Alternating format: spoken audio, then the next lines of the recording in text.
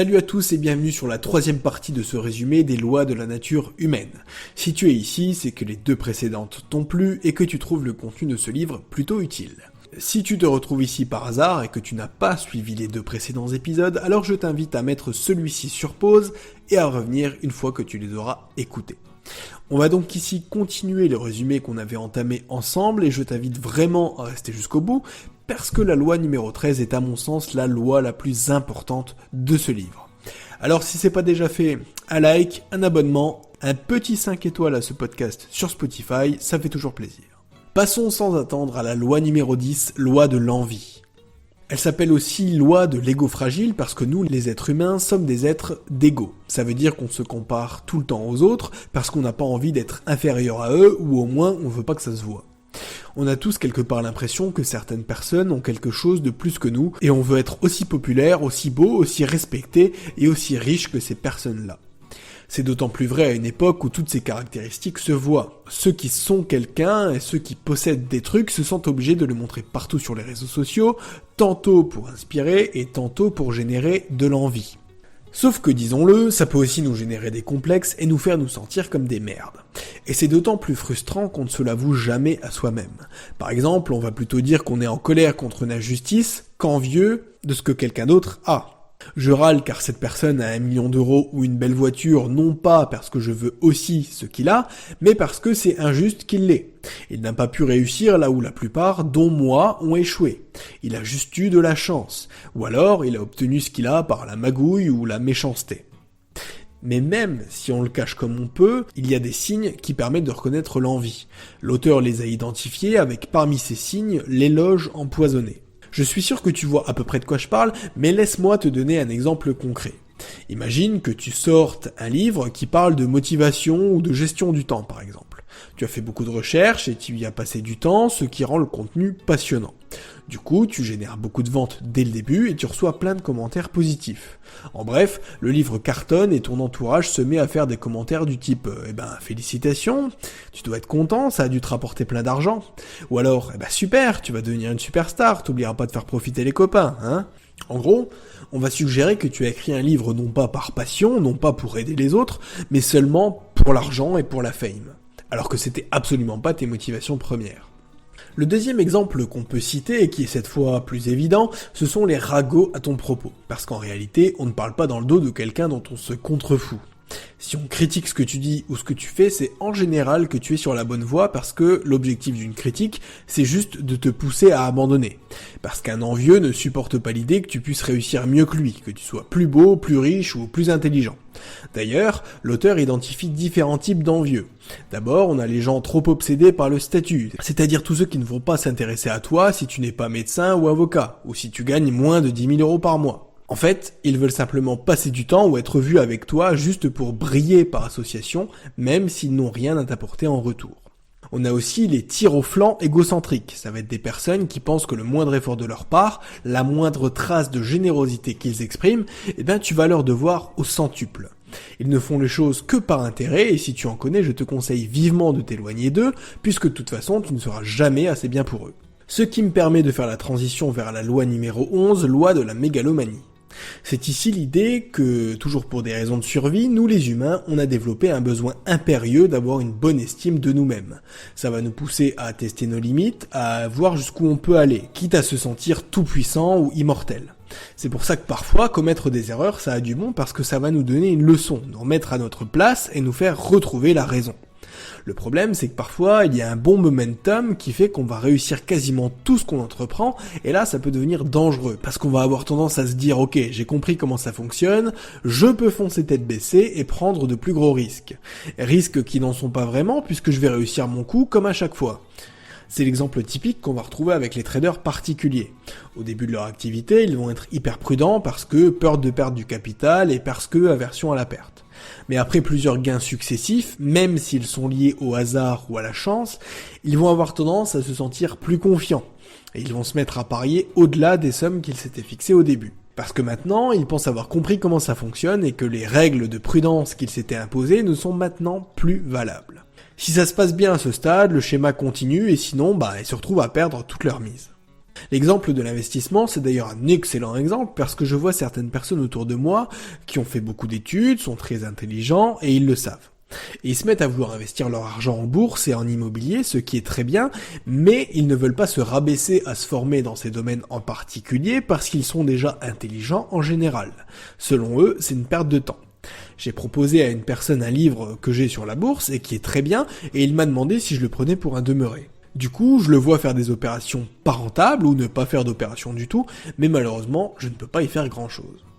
En investissement et en général, il vaut mieux éviter d'être trop sûr de son coup. Parce que ça va créer un problème de proportion où l'ego grossit tandis que la difficulté perçue d'une tâche rétrécit. Par contre, il faut pas forcément jeter la pierre à notre mégalomanie naturelle parce qu'elle peut être un moteur et un déclencheur de réussite. Et c'est pour ça que la nature humaine conserve ce schéma.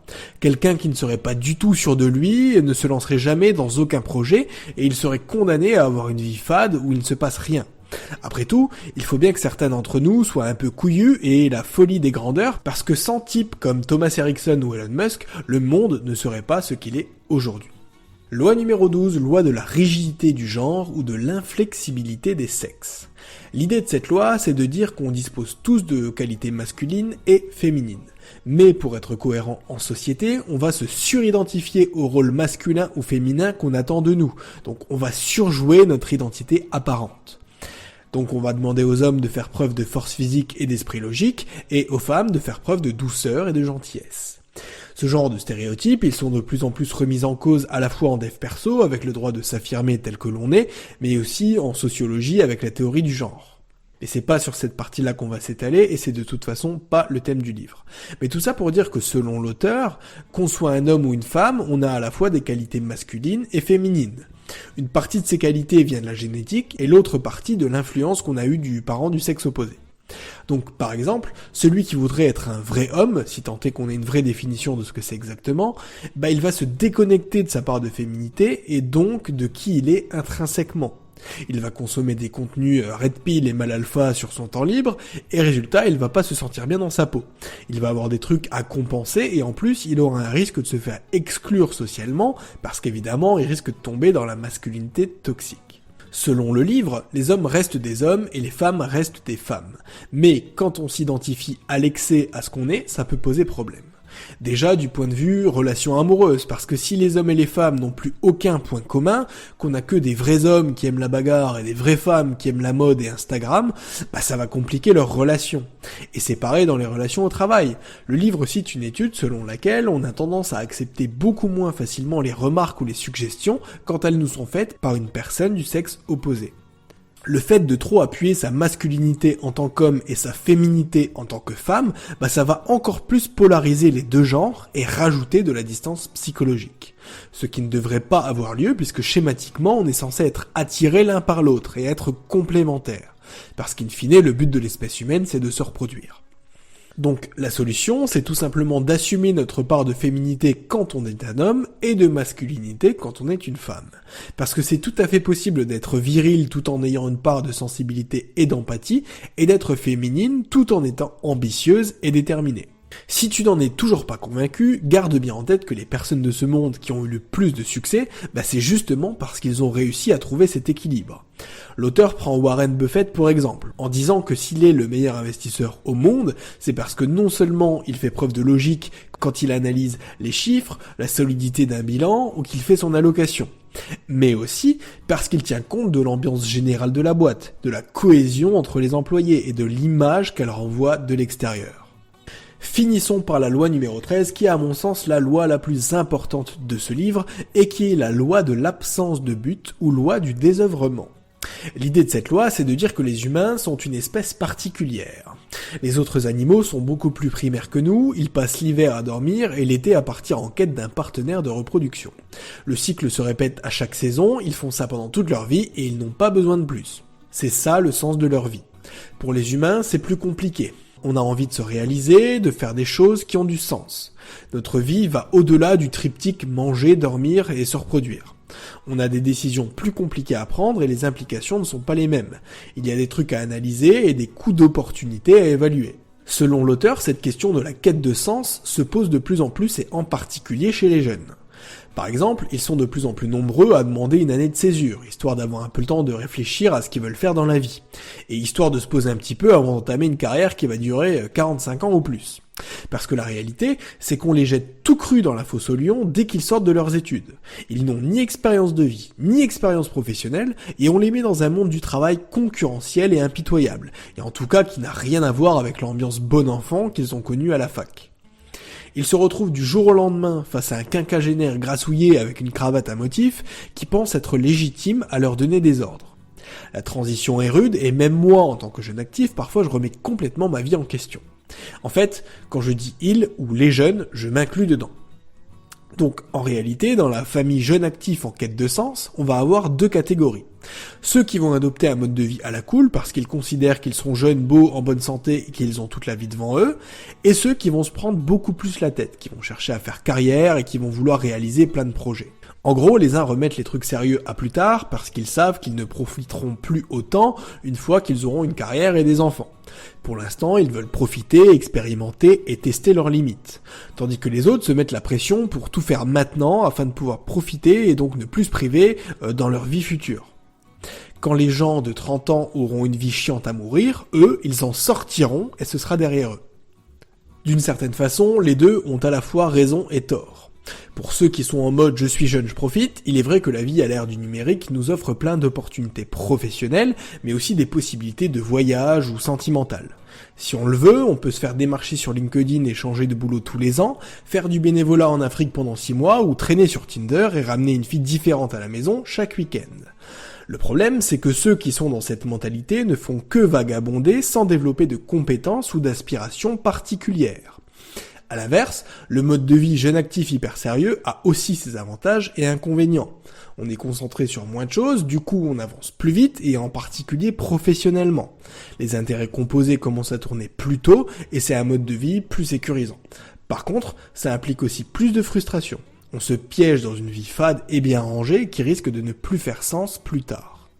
Donc, les deux optiques ont leurs limites et il faut trouver un entre-deux. Dans le premier cas, on vagabonde et la moindre idée de stabilité nous hérisse le poil, tandis que dans la seconde, on vieillit avant l'âge. On choisit une carrière par pragmatisme, mais passé la trentaine, ça commence à nous ennuyer. On se rend compte qu'on n'a pas vraiment consacré de temps à ce qui nous intéressait vraiment dans la vie.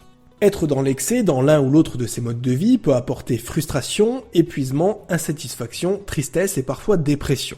Et c'est très important de s'en soucier parce que le suicide est la 2e ou 3e cause de décès chez les jeunes. Une vie vide de sens ne vaut pas la peine d'être vécue et personne ne veut en arriver là. Et c'est pour ça qu'il faut bien réfléchir au sens qu'on veut donner à notre vie. Il faut le temps de prendre le temps, comme on dit. Pour ce faire, rien de plus facile. On élimine les distractions, on pulvérise les pensées limitantes, et surtout, on ne se lance pas dans 50 trucs en même temps. Si tu as suivi mon résumé de The One Thing de Gary Keller, tu sais très bien que ça ne peut pas fonctionner. On n'est pas fait pour être multitâche. Et puis surtout, il faut essayer de chercher sa vocation. Qu'est-ce que je veux? Qu'est-ce que je ne veux pas? Qu'est-ce qui me passionne aujourd'hui? Qu'est-ce que je voulais faire quand j'étais enfant? Quelle tâche ou à quel moment dans ma vie le temps passe super vite? Qu'est-ce qui me paraît hyper naturel, facile, passionnant? Qu'est-ce qui me donne de l'énergie? Et à l'opposé, qu'est-ce que je trouve ennuyeux qui fait que le temps ne passe pas? Si tu es dans cette problématique de chercher un sens à ta vie, je ne vais pas m'étaler plus que ça parce qu'on pourra en parler pendant des heures. Mais par contre, je peux te renvoyer vers deux choses. La première, c'est mon résumé du livre Trouver son Ikigai, l'ikigai étant un concept japonais qui signifie raison d'être et qui va t'aider à déterminer ta passion, ta vocation ou encore ta mission de vie. Et la deuxième chose, c'est un cours que j'ai suivi sur Udemy qui est donné par Aurélien Milo et qui s'appelle Coaching de vie : comment réussir sa vie et se réaliser. Je te mets tous les liens en commentaire. Il donne plein de conseils vraiment intéressants, le tout dans un cours à la carte. Donc voilà, t'es pas obligé de tout suivre de A à Z, tu peux aller directement sur les sections qui t'intéressent. Ceci étant, ça n'est pas un lien d'affiliation, je ne suis pas payé pour te rediriger vers ce cours. C'est gratos, comme tous les autres conseils que je te donne ici, donc un like, un abonnement, et si tu es sur Spotify, un petit 5 étoiles, ça fait toujours plaisir. Voilà, cette partie 3 du résumé des lois de la nature humaine touche déjà à sa fin, mais ne t'inquiète pas, la suite arrive très vite. Si tu es arrivé jusqu'ici, c'est que le livre te plaît vraiment, donc je te dis à bientôt pour la suite, c'était ebook, ciao ciao.